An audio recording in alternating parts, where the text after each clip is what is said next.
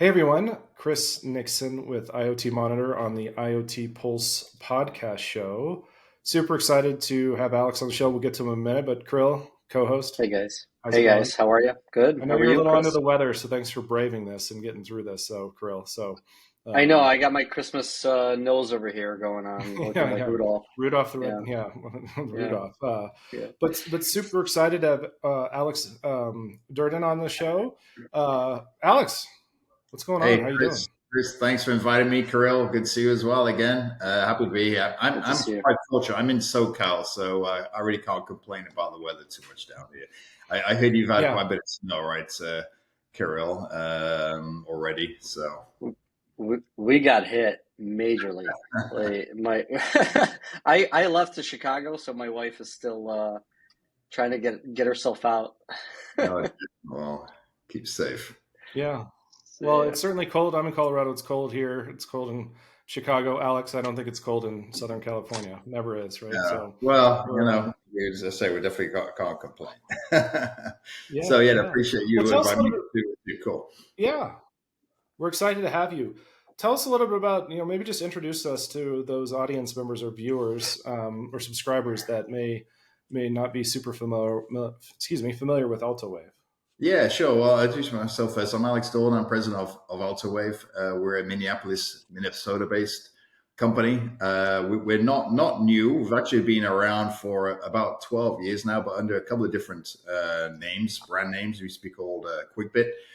We rebranded to Altoplex earlier this year, 2024, for a number of reasons, but we kind of pivoted from what we're doing to start selling into the physical security space, but also into the wireless internet service provider space, the WISP space.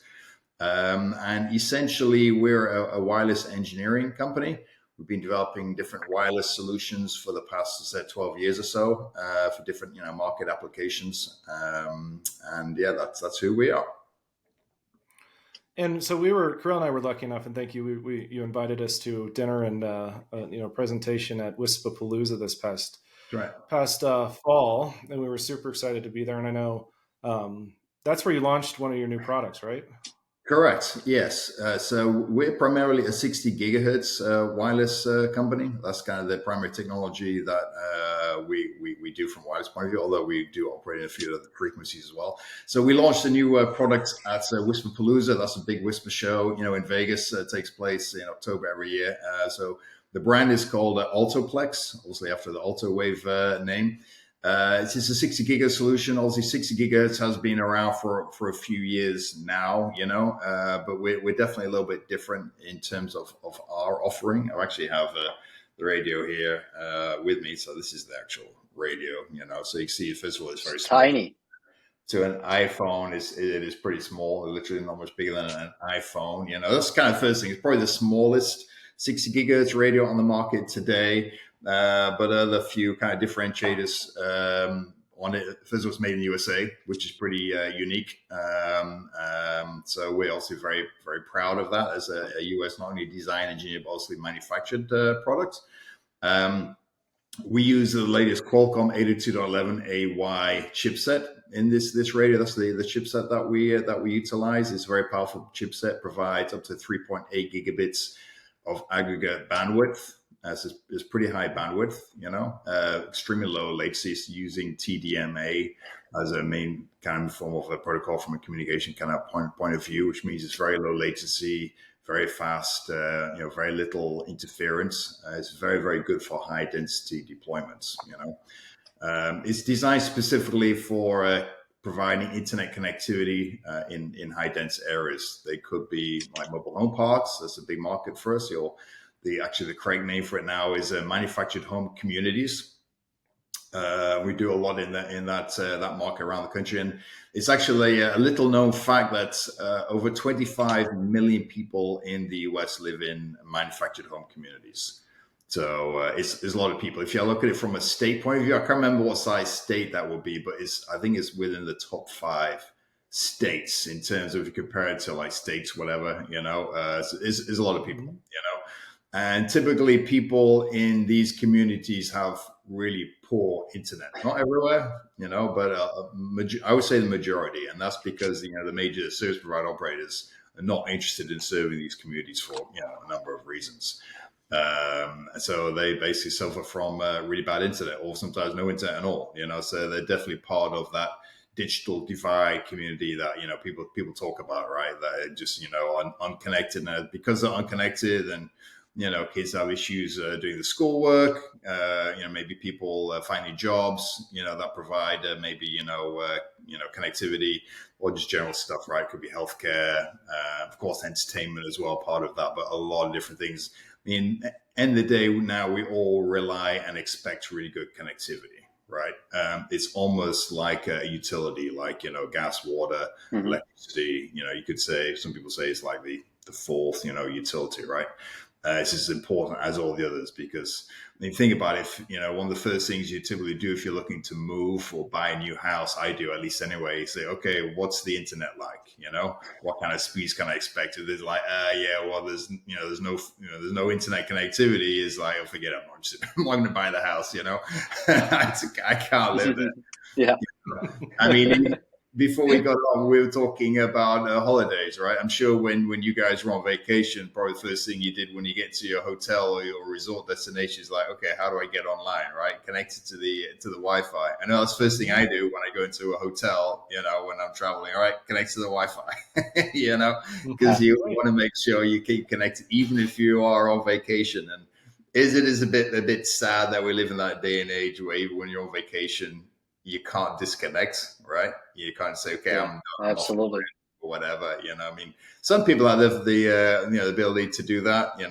Some professions maybe, or people like, yeah, I'm going to be off grid for 2 weeks. But unfortunately, a lot of us in the world today, like, yeah, we got to be connected, for any, even if it's just for an emergency, or sometimes for work, or whatever. So.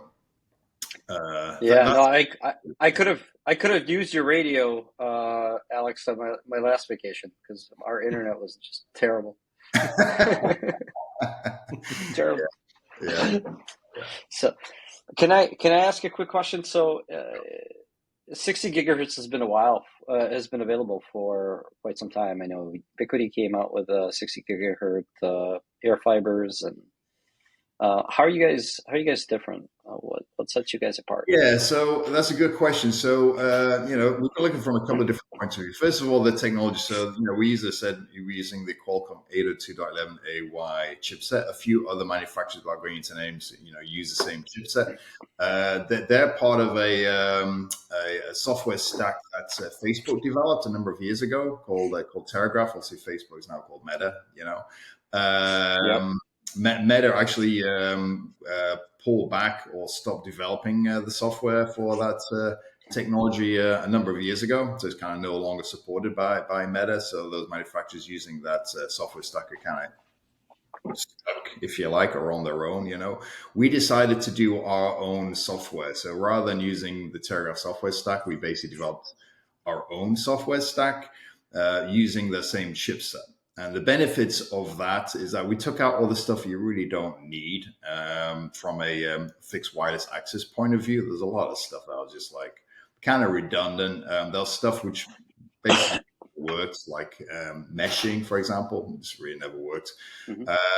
And as a result, that's why we're able to bring the size of the radio down so much. As I mentioned earlier on, the size is really small. Compare this with like one of our competitors, another company doing it significantly smaller, there's also a lot less heat generation, significantly less heat as well. We have no like major heat sinks on the back, whatever.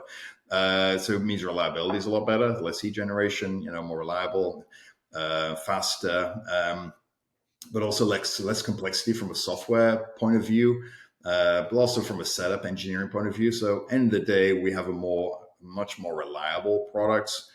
Much more stable product, and also even the distances we're achieving. If you kind of compare like for like, our solution compared to someone else's solution, we're probably getting about 50% better distance than what they are, which means you can deploy it in a broader range of applications or environments than potentially was possible before. That's kind of why we believe you have a better solution, which actually works, which is very stable, very reliable, and it's a really, really good alternative to putting in fiber. And that's kind of what the issues is, right? At the end of the day, a lot of these communities, like the manufactured home, which I mentioned, or there's even parts of cities.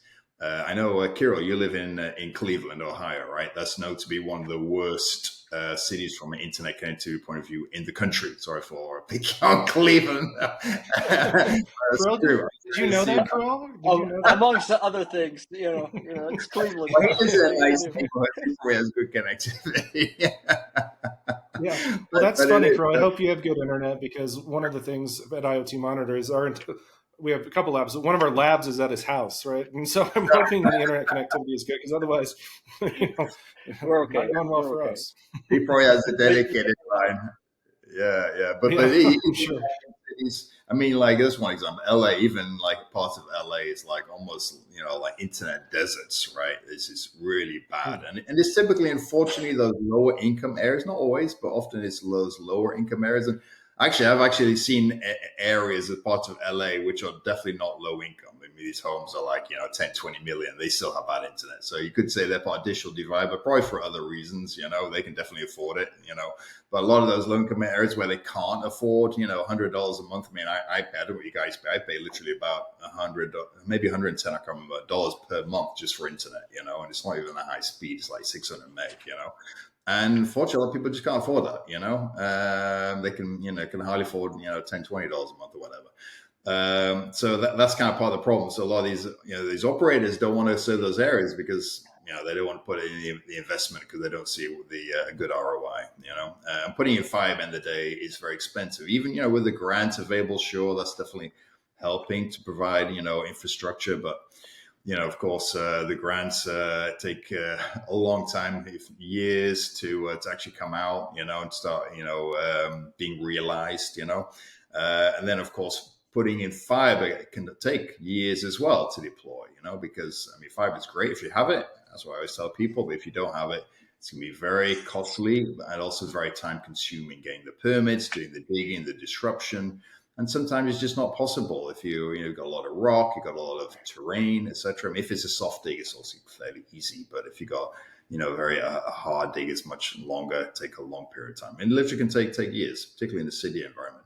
So doing something wirelessly using a wireless network infrastructure, and there's obviously a lot of different wireless technologies out there that you could use. There's a CBRS, there's 5 gigahertz, which is obviously older. But the only wireless technology that provides high bandwidth or broadband type speed internet is millimeter wave. Millimeter wave, the high frequency, 60, 70, 80 gigahertz, so like the 60 gigahertz radio I just showed you. They're the only types of wireless technologies that provide those kind of speeds.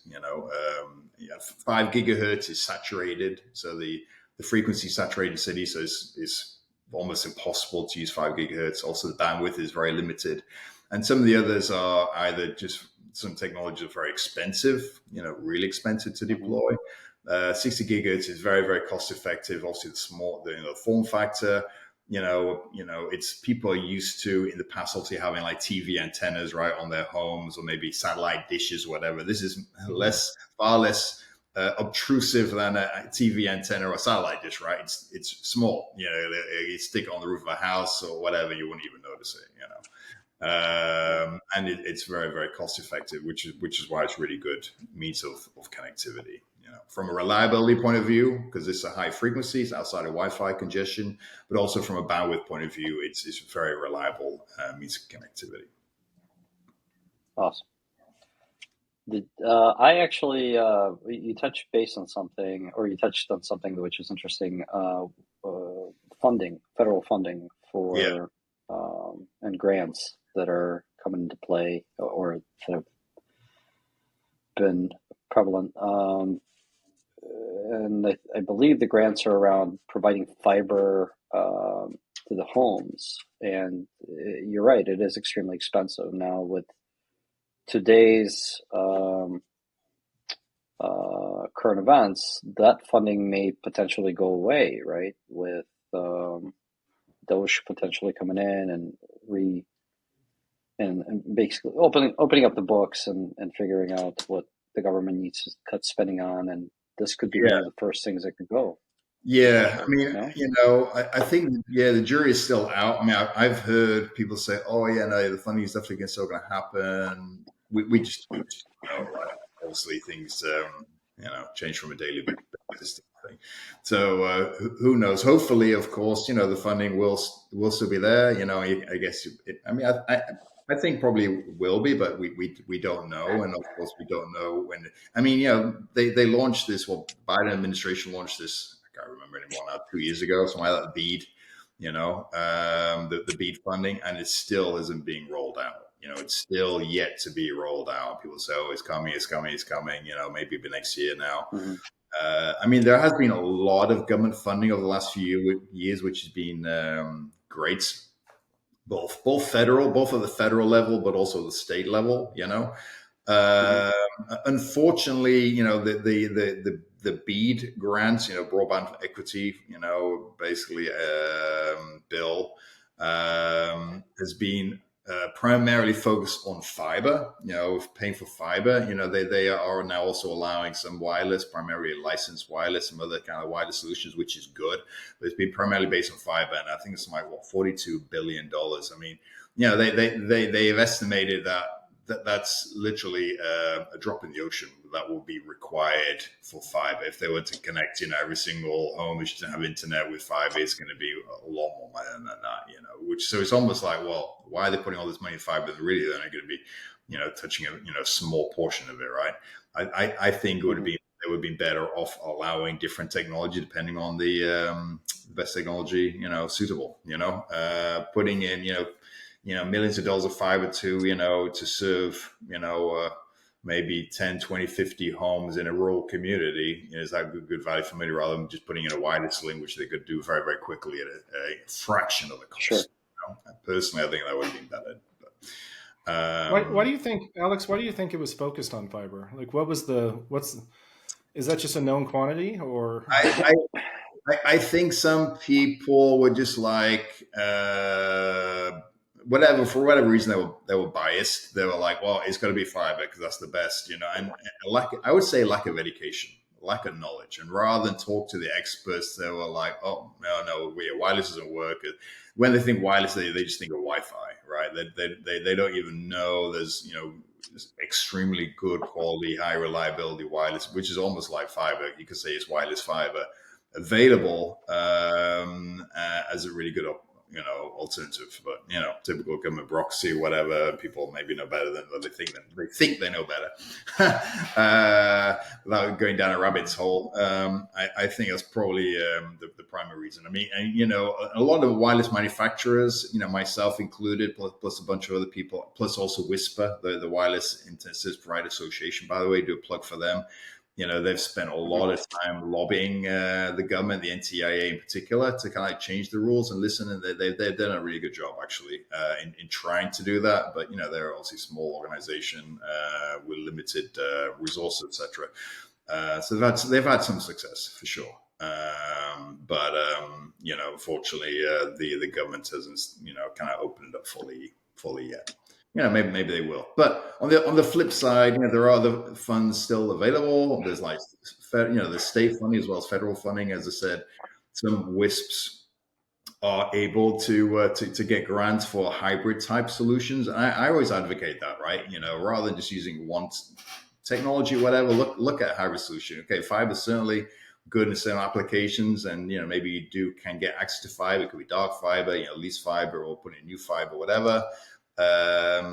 Maybe then for the last mile, or connecting the actual homes together, wireless is probably a better solution. So what are you going to bring into a community? That could be fiber, it could be like a microwave, like a high bandwidth, different microwave solutions, and then connecting all the homes together. 60 gigahertz is a really good solution for that because it's very high density, good high bandwidth, low cost, quick to deploy. Lots of benefits. Yeah, and it's interesting because we talked to a lot of, we serve two main markets. The WISPs, obviously, we've spoken a little bit about today, and then the physical security side. And on the WISP side, the more and more we talk to these guys, the more they're getting to the hybrid because of that funding, right? Because they're like, hey, if I can, tap into some of this funding on the on the fiber side, but also continue to serve the wireless. And listen, I agree with you. The hybrid solution, like, do what's best for that, whatever focus area or community or whatever you're trying to serve, right? And the best solution possible at the most, economic investment that you can make. And I think, we're seeing a lot of that out in the market. Yeah, exactly. And fortunately, there's a lot of technology out there. There's a lot of options, right? The Wisps, you go to Whisperpalooza. I know you guys were there as well. And, there's a lot of different manufacturers, a lot of technology, and it's continually growing. It's very dynamic, new products like ours are coming out virtually every year, right? And of course, then it's trying to find, going through the you can't see the wood for the trees type thing, trying to figure out what's a good solution, works well, what fits well. I mean, another important, I think, consideration as well is, you talked a little bit, Kirill, about like Ubiquiti, right? They have a 60 gig solution, but try and get any kind of support, technical or engineering or anything from some of these manufacturers. I'm not going to pick on anyone. Forget about it. It's not going to happen. Yeah. They may have a very low cost solution, but there's absolutely zero support in terms of engineering or technical, whatever. Extremely long lead times in some cases. I've heard cases of like some people having to wait over a year for deliveries of the product. More often than not, it is coming from China. A lot of these technologies are made in China. So it's going to be interesting to see over the next 4 years, what happens to the prices of those products, right? I expect they're going to be going up considerably. And, people don't realize those tariffs are going to be paid for you and me, the consumer, not the government. So all those products are going to be going out considerably. So, I mean, it's actually good for companies like us who actually products made in the US, because we're not affected by any of that, and we do, like your company is the same thing, right? On the monitor, you do provide engineering support, you do provide technical support, customer service, etc. Which particularly a lot of the, maybe the smaller Wisps, rely on, right? Because they don't have a big IT department to do all that kind of stuff. They're obviously a little bit more self-sufficient, whatever. And so they do rely not only on the Wisp side, the service provider side, but also on the security side, where maybe they don't have as much knowledge when it comes to wireless in particular. They definitely need a lot more hand-holding. And that's one of our big differentiators. We do provide local pre-sales, post-sales, engineering type support, just like you're 100% correct. If I wanted support, because I've been using Ubiquiti for a long time, especially in the systems integration space. If I wanted any sort of support, I had to go to their community and get questions through or answered through either Reddit or some sort of a blogging mechanism. But it was very, very difficult for me to get any sort of technical questions answered.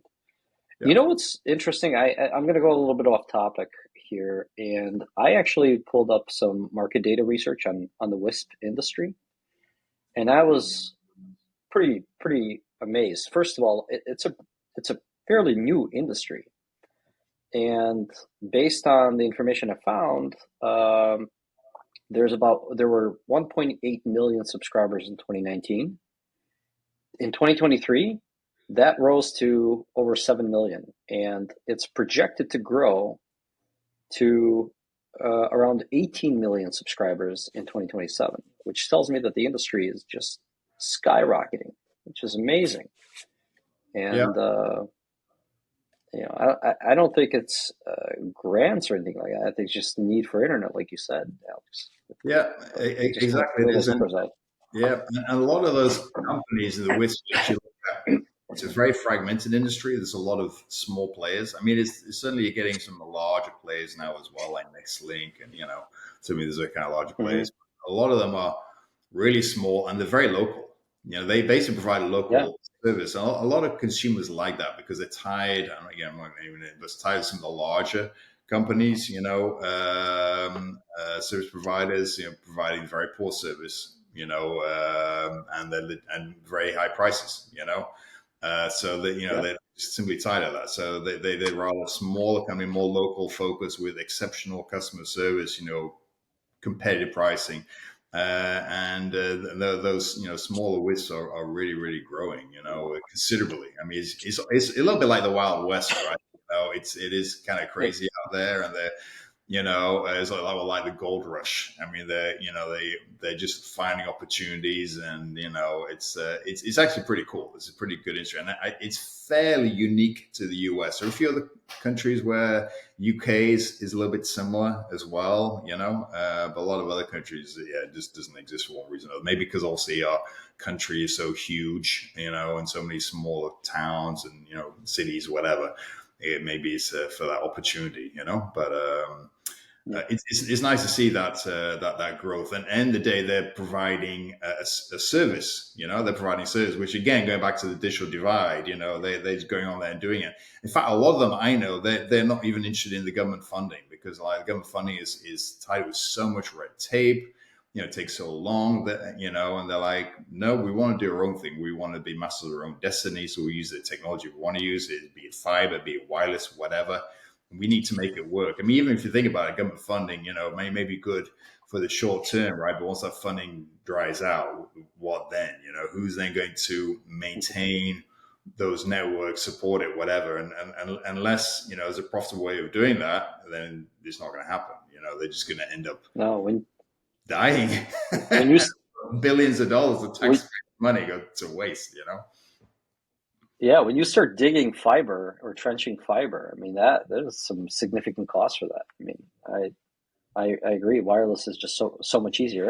And by the way, in the physical security space, when we were doing smart city deployments or safe city deployments, and we were installing cameras on street lights or on street corners, there's no way they were going to be trenching fiber there. So it was all point to point or point to multi-point wireless, Exactly. And it makes a lot of sense. Yeah, and a lot of go ahead.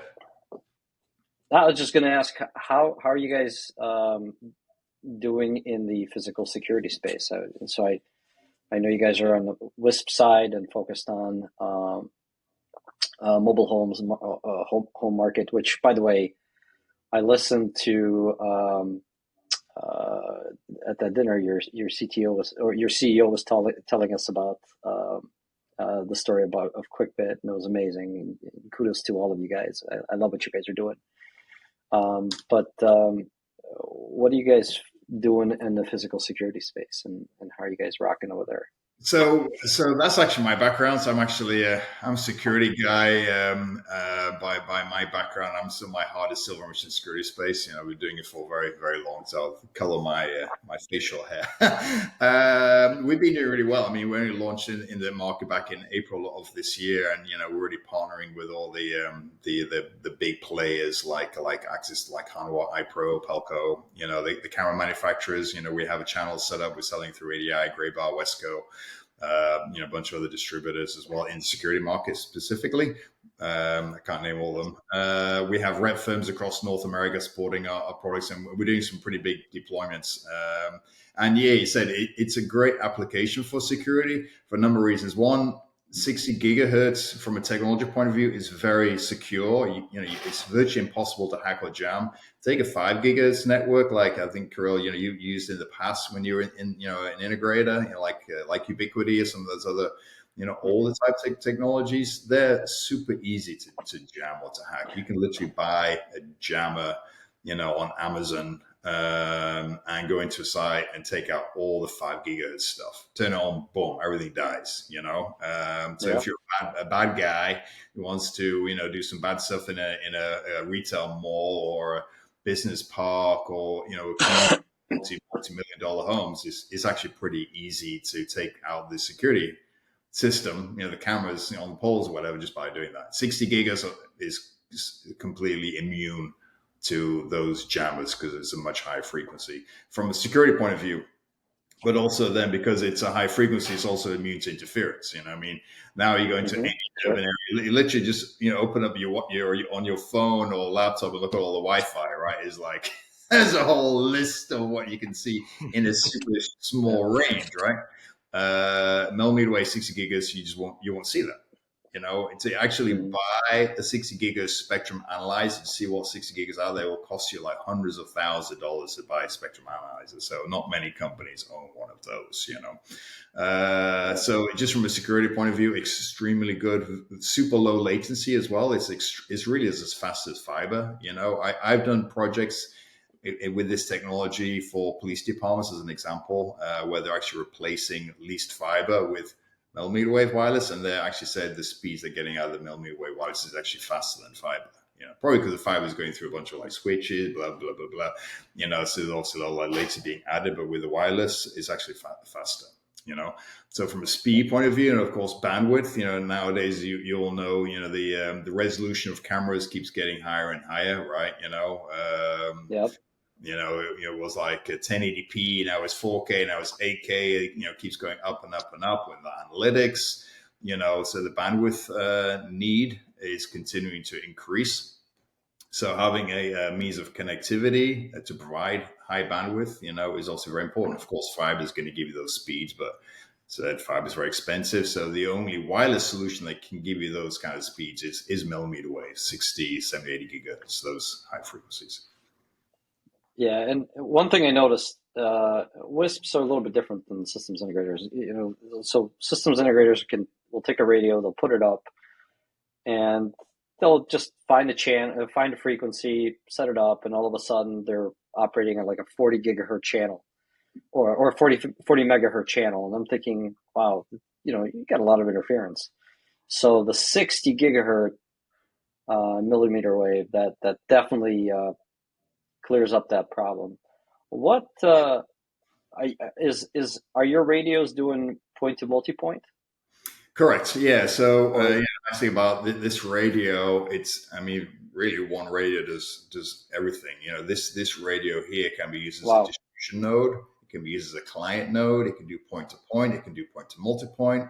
You can do redundancy. We don't do meshing per se, but you can create redundant links to give you that kind of redundancy if necessary, or literally from one radio. Also, we do have different models with different speeds, all the rest of it, but you literally do it from this one model, which makes it a lot easier from a management point of view. But one of the main differences, you brought up a good point between security integrators and WISPs. Typically WISPs, because also they have wireless in the name, they do know wireless fairly well, because they typically do a lot of wireless. Security integrators typically they don't do so much. They do as and when they need it. If it could be a smart city, it could be months and months, not a year or two. During they have to do wireless, right? Sometimes they're doing in building, sometimes they have fiber. It's like, oh, we need wireless for this project. So they definitely need a lot more hand holding when typically. WISPs not so much, but one thing I think which is common to both is the management of the network, and that's also where you guys come in, right? And that's one reason actually why we decided to partner with EyeOTmonitor, because I'm going to do a plug for you guys now, really, and what you guys do I think is awesome. Not only in the security market but also the WISP space, right? Because I really don't know of any other company does something similar to what you guys do from a providing a solution to specifically monitor but manage the whole network, and not just part of the network, but the whole network is what you do, right? All the different devices. It could be wireless, it could be switches, it could be servers, whatever it is, everything. Again, talking about hybrid networks, that becomes very, very important. And I think certainly in the security space, unfortunately, not enough integrators do that. They're a lot more reactive rather than proactive. So they're waiting for the call from the customer to say, "Hey, our cameras are down." They're sending out a tech to figure out why, and then the tech figures out why, then they go send another tech out to fix it or replace it. So there's multiple truck rolls, right? Whereas if you're using something like an EyeOTmonitor solution, they can literally go in, boom, boom, boom. All right, yeah, this wireless link is down, or this switch is down, or whatever, right? Or in fact, normally we also with your type of solution, they know about the problem before the customer knows about it, so they can be, I'm assuming, that's right. So they can be proactive rather than reactive. So I think it's also very important on the WISP side, because they're also providing a quality of service, even more so in a way than on the security side, because someone's watching the favorite game on TV or whatever, and then suddenly, the network goes down. That they want that back up and running extremely quickly, right? So it may be more important, but Yeah, 100%, 100%. But and the my old premonition was 60 gigahertz radios or millimeter wave radios in general, 60 gigahertz, the 80 gigahertz. The alignment is not an easy thing. Like it's not it's hard to align. But I'm wrong, right? So with your radios, it's a pretty quick yes, stand up. that's a No good question. issues. So with the 60 gigahertz, the 802.11ay Qualcomm based radios like this one. Yeah. Typically, with ours, at least anyway, they're actually extremely easy to align because they have a 90-degree scanning beam.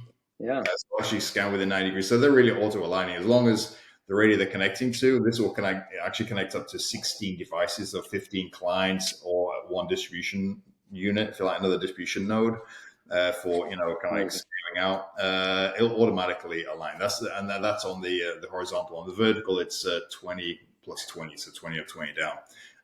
So they're very easy. As you go up the frequency range, either some 60 gigahertz point to point, longer range, or 70, 80 gigahertz, longer range E-band. They do get a little bit more difficult to align, particularly as you go for the larger antennas. So if you go small antenna, they're not too bad. But if you go like 2-foot antenna, which is the large antenna in millimeter wave currently, they're certainly a lot more difficult to align. So you do have to be a bit more of an expert to know how to do that. But the stuff that we're doing, the Ultiplex, super easy. Very, very easy to install. It's all PoE powered as well. So very, very, very simple. Yeah. I mean, I'm a fan. It seems like you have everything all in one product. You got USA made, size of a cell phone, literally, which is amazing. 60 gigahertz, point to multi-point capabilities. Pricing seems to be correct. I'm a fan. So I can't say anything. Kirill. Yeah, Yeah. So Alex, what 2025? What's that look like for you? Maybe we'll wrap it up there. What are you guys doing? Sure. Yeah. What does it look like? Yeah, so this year, obviously, we've been kind of we've got various products released, so we've been doing getting the marketing all done and the channel set up, the distributors, obviously partners like EyeOTmonitor and other partners as well. We also partner with, like, for example, Ruckus for the Wi-Fi access points. Companies like the camera companies, whatever. We've been focused primarily on North America this year. Next year, we're definitely going to be expanding a lot more globally. Looking at Central Latin America. There's huge demand for good connectivity in those countries. Also they have other problems. Obviously, the pricing, is certainly a lot lower than in the US, but also in Europe. In Europe, UK, other parts of Western Europe, they're the primary markets we're going to be focused on, and continue to grow the team as well in terms of technical, support, engineering, etc. So that's kind of looking. Plus, develop new products. I mean, we had this launch a few months ago.